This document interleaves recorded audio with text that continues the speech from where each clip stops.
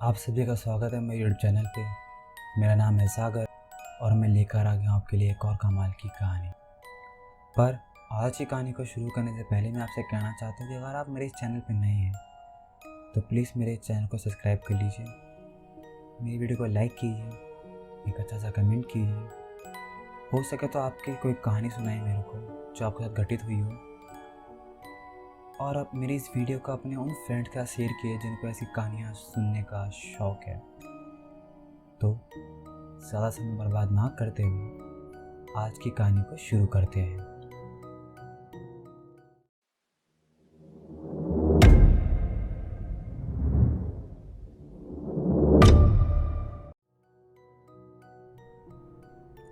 तो हमारी आज की कहानी शुरू होती है एक अमित नाम के लड़के से। अमित अपनी ज़िंदगी में काफ़ी खुश था। उसके डैड की सरकारी जॉब थी तो उसको किसी चीज़ की कमी नहीं थी। उसे जो चीज़ चाहिए होती थी वो चीज़ उसे मिल जाया करती थी। अमित वैसे तो काफ़ी अच्छा लड़का था, दूसरों को खुश रखता था, लेकिन वो अपनी लाइफ से खुश नहीं था। उसे अपनी ज़िंदगी में कुछ अलग, कुछ बड़ा करना था, और इसी वजह से वो अपना एक यूट्यूब चैनल खोलता है जिस चैनल पे वो मोटर व्लॉगिंग किया करता है। जैसे कि उसकी सोच थी कि उसे कुछ अलग करना है, उसकी किस्मत उसका साथ देती है और उसका जो यूट्यूब चैनल है वो भी ग्रो होना शुरू हो जाता है। धीरे धीरे उसकी जो बोरिंग सी ज़िंदगी थी वो वैसी हो गई जैसा वो चाहता था। वो धीरे धीरे यूट्यूब के सारे माइलस्टोन अचीव करता जा रहा था। उसने सोचा कि क्यों ना मैं इस चीज़ को एक अलग तरीके से एंजॉय करूं। उसने अपनी ऑडियंस से कहा कि मुझे कोई एक ऐसी हॉन्टेड प्लेस बताओ जहां लोग जाना नहीं चाहते, और मैं वहां पर रात में जाऊंगा और वहां पे व्लॉगिंग करूंगा। और ये कॉन्सेप्ट उसकी ऑडियंस को काफ़ी बढ़िया लगता है।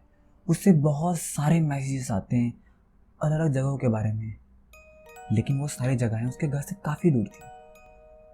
ऐसे ही एक हफ्ता बीतने के बाद उसे इंस्टाग्राम पे एक बंदे का मैसेज आता है। वो बंदा उसको जंगलों के बीच में एक ऐसे रोड के बारे में बताता है जो लोग मानते हैं कि वो रोड हॉन्टेड है।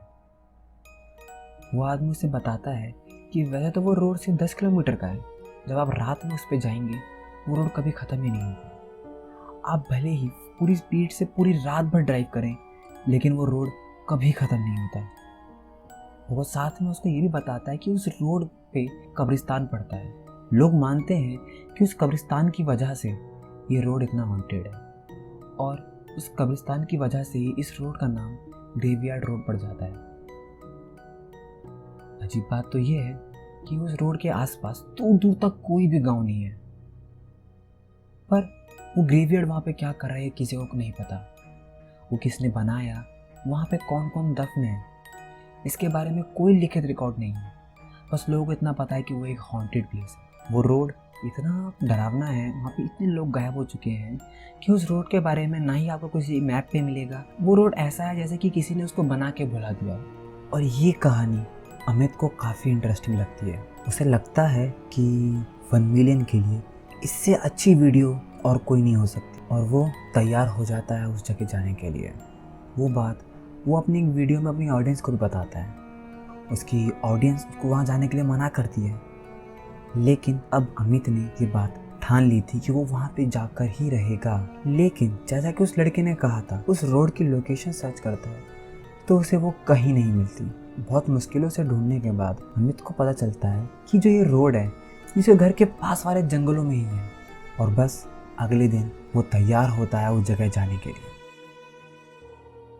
बस अब वो दिन आ गया है जिस दिन अमित वो वीडियो बनाने वाला था। अमित कैमरा लेकर निकल पड़ता है उस लोकेशन की तरफ जहाँ उसको जाना था। जब अमित बहुत तलाश करने के बाद वहाँ जब पहुँचता है तो उस समय तक शाम होने वाली होती है, लेकिन अमित को अपना सफ़र रात 12 बजे के बाद ही शुरू करना था। तो अमित वहीं बैठ के काफ़ी देर तक इंतज़ार करता है कि घड़ी में 12 बज जाएँ। कुछ देर इंतज़ार करने के बाद घड़ी में जब 12 बज जाते हैं, अमित अपना कैमरा ऑन करता है, अपनी बाइक पे बैठता है और निकल पड़ता है उस सुनसान रोड पे। थोड़ी देर ड्राइव करने के बाद अमित समझ जाता है कि ये रोड वाकई में सुनसान है, क्योंकि इतनी देर में उसे एक इंसान नहीं दिखा यहाँ पे। इंसान छोड़ो, कोई जानवर भी नहीं था जो उसे रास्ते में दिखे। पर वो बिना डरे, बिना किसी हिचक के उस रोड पे अपना सफ़र जारी रखता है। और तकरीबन आधा ही घंटा बीता होता है, तब वो कब्रिस्तान उसे दिखता है। वो उस कब्रिस्तान के बाहर अपनी बाइक रोकता है और अपनी बाइक से उतर के थोड़ा कब्रिस्तान को बाहर से एक्सप्लोर करता है। वो अपने व्यूअर्स को भी दिखाता है कि देखो मैं कब्रिस्तान के बाहर खड़ा हूँ। और थोड़ी देर वहाँ बैठने के बाद अमित अपनी राइड को फिर से चालू करता है। अमित कब्रिस्तान से थोड़ी ही दूर निकला होता है, तभी उसे रास्ते में एक आदमी दिखता है जो काफी अजीब ढंग से चल रहा था। अमित पहले तो सोचता है कि वो उसकी मदद करे, लेकिन फिर उसके दिमाग में ख्याल आता है कि रोड काफी सुनसान है और वो डर जाता है कि कहीं क्या पता कोई चोर या कोई लुटेरा ना हो जो उसे लूट ले। और अमित उसे इग्नोर करके उसके साइड से ही निकल जाता है। अमित उस आदमी को देख के इतना डर जाता है कि वो पीछे मुड़ के नहीं देखता कि वो है कौन, और बस अपना सफर जारी रखता है। और धीरे धीरे 1 घंटा बीत जाता है। अमित को लगता है कि सफर उसका काफी आराम से बीत रहा है, उसे कुछ नहीं दिखता रास्ते में और वो आराम से ही जा रहा होता है। तभी अचानक से रास्ते पे धुंध आ जाती है। ये अमित को काफी अजीब लगता है क्योंकि ये सर्दियों का मौसम नहीं था और गर्मियों में धुंध बिना किसी वजह की नहीं होती, नहीं आसपास कहीं आग लगी हुई थी। पर वो फिर भी अपनी बाइक नहीं रोकता है और उस धुंध को चीरता हुआ निकल जाता है। जैसे ही थोड़ी धुंध खत्म होती है, अमित का सफर फिर से नॉर्मल हो जाता है। लेकिन थोड़ी ही दूर जाने के बाद वो देखता है अभी अभी जिस कब्रिस्तान को उसने क्रॉस किया था वो उसके सामने फिर से आ गया। उसे अच्छे से याद था कि उस इंसान ने कहा था इस रास्ते पे सिर्फ एक ही कब्रिस्तान है और ये उसको दूसरा मिला है। लेकिन इस बार वो अपनी बाइक को नहीं रोकता, वो अपने सफर को जारी रखता है। थोड़ी दूर जाने के बाद उसे रास्ते पे एक बच्चा दिखता है जो काफी अजीब ढंग से उसे घूर रहा था। उसने काफी पुराने से कपड़े पहने थे, उसके हाथ में एक गुड़िया थी। वो बाइक रोक के उस लड़के से पूछता है कि बेटा तुम यहाँ क्या कर रहे हो इतनी रात में। लेकिन वो बच्चा उसे सिर्फ घूरता रहता है, कुछ नहीं बोलता। अमित के पास एक चॉकलेट पड़ी थी, वो निकाल के उस लड़के को दे देता है और उसे लगता है कि शायद यहीं आसपास कोई गांव या कोई आदमी रहता होगा, उसका ही लड़का होगा। और वो निकल पड़ता है अपने सफ़र पे फिर से। लेकिन थोड़ी ही दूर पहुंचने के बाद वो देखता है कि सामने फिर से धुंध आ गई है और अब वो काफ़ी डर जाता है। वो डर जाता है फिर से वो धुंध देख, लेकिन वो ज़्यादा ना सोचते हुए फिर से उस धुंध को चीरते हुए निकल पड़ता है। कुछ देर के बाद जब धुंध खत्म होती है और वो थोड़ी ही दूर गया होता है, वो देखता है कि वो कब्रिस्तान फिर से आ गया है। उसे समझ नहीं आता कि क्या हो रहा है, क्योंकि उस लड़के ने उसे सिर्फ एक ही कब्रिस्तान का बताया था और ये उसको तीसरा कब्रिस्तान मिला है। वो काफ़ी डर जाता है, उसे कुछ समझ नहीं आता कि वो क्या करे। तब वो अपने फ़ोन पे देखता है कि वो तकरीबन 10 किलोमीटर ट्रैवल कर चुका है। वो बाइक से उतरता है, थोड़ी देर कब्रिस्तान के बाहर बैठता है और सोचता है कि शायद क्या हो रहा है। तब उसको लगता है कि शायद उसे वहम हो रहा है, क्योंकि वो अकेला है और वो अपनी बाइक पे बैठ के निकल पड़ता है। थोड़ी दूर जाने पर उसे वो बच्चा फिर दिखता है और अब पता था कि वो अपनी बाइक को रोकता भी नहीं है, उसके सामने से निकल जाता है। लेकिन इस बार जब वो बच्चा अमित को देखता है तो वो उसकी तरफ उंगली करता है, जैसे कि वो उसे कुछ दिखा रहा हो। लेकिन अमित इतना डर जाता है, वो बाइक नहीं रोकता और निकल पड़ता है। थोड़ी ही दूर जाने पर जब धुंध नहीं आई होती तो उसे लगता है कि शायद ये सब उसका वहम है। पर तभी उसे अचानक से महसूस होता है कि किसी ने उसकी कमर पे हाथ रख रखा है। और जैसे ही उसको यह एहसास होता है, उसकी पूरी बॉडी बर्फ़ की तरह ठंडी पड़ जाती है। उसमें इतनी हिम्मत भी नहीं होती कि वो पीछे मुड़ के देखे और ऐसे ही थोड़ा रास्ता निकल जाता है। जब वो थोड़ी सी हिम्मत इकट्ठी करता है पीछे देखने के लिए और अपने शीशे में पीछे देखता है तो उसे पीछे कोई नहीं दिखता। पर उसे अभी भी लग रहा था कि जैसे किसी ने उसके पीठ पे हाथ रख रखा है। उसे लगता है कि शायद वो डर चुका है और इस वजह से उसे वहम हो रहे हैं, तो वो इस बात को इग्नोर करता है। और इस बार वो काफ़ी खुश होता है क्योंकि इस बार धुंध नहीं आई होती है। लेकिन तभी वो देखता है कि वो कब्रिस्तान फिर से आ जाता है और इस बार वो अपनी बाइक से उतर के बहुत ज़ोर ज़ोर से रोने लगता है। वो टूट जाता है, उसे लगता है कि उसे यहाँ पे आना ही नहीं चाहिए था। वो काफ़ी डर जाता है। वो वहाँ बैठकर थोड़ी देर सोचता है। वो सोचता है क्या पता सुबह सब ठीक हो जाए, और वो थोड़ी देर सो जाता है। 2 घंटे के बाद अमित की एक ज़ोर की आवाज़ से आँख खुलती है। जब वो उठता है तो वो देखता है वो कब्रिस्तान के अंदर एक कब्र के ऊपर लेटा हुआ है। वो डर के मारे कब्रिस्तान के बाहर भागता है, लेकिन वो देखता है कि उसे कब्रिस्तान का दरवाज़ा ही नहीं दिख रहा है। जब वो चारों तरफ नज़र घुमाता तो देखता है कि दूर दूर तक सिर्फ कब्रें ही कब्रें हैं और एक हल्का सा धुआं जिसके पार कुछ नहीं दिख रहा। वो बिना कुछ सोचे समझे अपनी पूरी जान लगा के ज़ोर से भागने लगता है, लेकिन वो जितना भी ज़ोर से भागे वो उन कब्रों के आगे नहीं पहुंच पाता। 10-15 मिनट तक भागने के बाद अरुण समझ जाता है कि वो इस कब्रिस्तान के बाहर भाग के तो नहीं जा सकता। तो वो वहीं की एक कब्र पे थोड़ी देर बैठ जाता है। तो वो देखता है कि उसके सामने कब्रिस्तान का गेट है। वो खड़ा होता है और कब्रिस्तान के बाहर निकल जाता है। तो वो देखता है कि बाहर उसकी बाइक खड़ी है और ये सब देख के वो अपनी बाइक पे बैठता है और सोचता है कि इस बार वो इस सफ़र को पूरा कर लेगा। और वो निकल पड़ता है अपने फिर से उस सफ़र। थोड़ी ही दूर जाने पे जब वो अपने फ़ोन में देखता है तो वो देखता है कि वो अब तक 15 किलोमीटर ट्रैवल कर चुका है, लेकिन वो उस कब्रिस्तान के पार नहीं जा पा रहा है।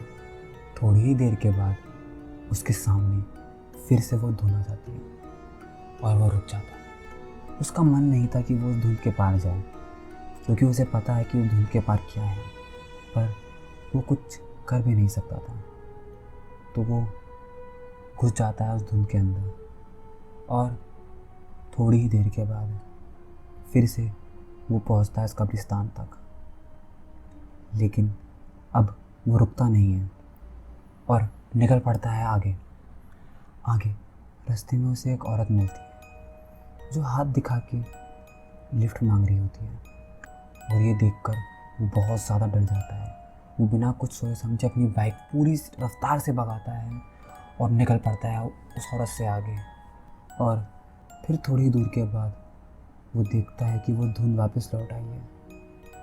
ऐसे ही वो बार बार धुंध को पार करता, कब्रिस्तान के पास से गुजरता, उसे फिर वो औरत या वो बच्चा दिखता कि आगे निकल पड़ता और फिर वो धुंध आती। ऐसे ही 5-6 बार हुआ।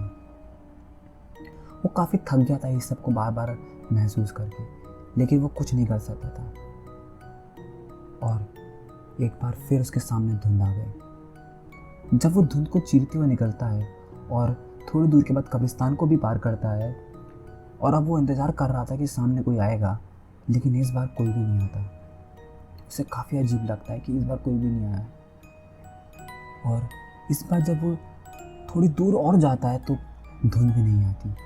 उसे लगता है कि शायद ये आखिरी बार था और वो अब घर पहुंच जाएगा।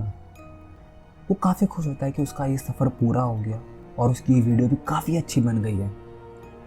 लेकिन थोड़ी दूर जाने के बाद वो देखता है कि इस बार उसके सामने एक छोटी सी लड़की आई हुई है जो सड़क के बीच में खड़ी हुई है।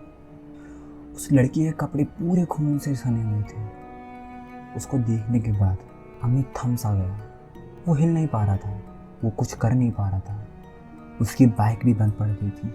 और जब वो लड़की धीरे धीरे अमित की तरफ बढ़ रही होती है, तब अमित देखता है कि जंगल में से बहुत सारे लोग उसकी तरफ बढ़ते हुए आ रहे हैं। उन लोगों ने काफ़ी पुराने कपड़े पहने थे और उन सबके कपड़े भी खून से सने हुए थे। और तभी अमित बेहोश हो जाता है। और 2 दिन के बाद अमित की आँख खुलती है एक पुराने से खंडर में। जब वो उठता है और खंडर के बाहर निकलता है तो देखता है कि वो एक अबैंडेंड गांव है और वहाँ गांव में एक भी इंसान नहीं होता। जब वो किसी तरह उस गांव से बाहर निकलता है तो वो देखता है कि थोड़ी दूर पे उसकी बाइक खड़ी है। जब वो अपनी बाइक तक भाग के पहुंचता है तो वो मेन रोड तक पहुंच जाता है। जब वो अपनी बाइक पे बैठ के निकलने वाला होता है तो वो देखता है कि पीछे से एक गाड़ी आ रही है। जब वो गाड़ी को गौर से देखता है तो वो देखता है वो गाड़ी उसके डैड की है। और वो अपनी बाइक से उतरता है, तभी वो गाड़ी उसके सामने रुकती है और उसमें से उसके डैड निकलते हैं, जो उसे देख के उसको ज़ोर से गले लगा लेते हैं। उसके डैड उससे पूछते हैं कि बेटा तुम 2 दिन से कहाँ थे। ये बात सुन के अमित काफ़ी हैरान हो जाता है। अमित कहता है मैं तो कल रात में ही आया था। तब उसके डैड उसे बताते हैं कि वो कल रात नहीं, वो 2 दिन पहले यहाँ पे आया था। फिर 2 दिन से उसका फ़ोन भी बंद है। और ये बात सुन के अमित काफ़ी हैरान हो जाता है। जब वो घर वापस आता है और वो घर आके अपना कैमरा चेक करता है तो वो देखता है कि पहली बार कब्रिस्तान पहुंचने तक की सारी रिकॉर्डिंग है, लेकिन उसके बाद की कोई भी चीज़ रिकॉर्ड हुई ही नहीं। कैमरा पूरा ब्लैंक है। जब वो अपना फ़ोन देखता है और देखता है कि उसने कितने किलोमीटर ट्रैवल किया है, तो उसे पता चलता है कि वो उस पूरी रात सिर्फ 3 किलोमीटर ही ट्रैवल कर पाया था। और ये बात वो समझ जाता है कि उसने उस रात जो भी एक्सपीरियंस किया वो उसका वहम नहीं है। सो आई होप आपको मेरी कहानी अच्छी लगी और मेरे चैनल को सब्सक्राइब भी कीजिए और मिलते हैं अगली वीडियो में।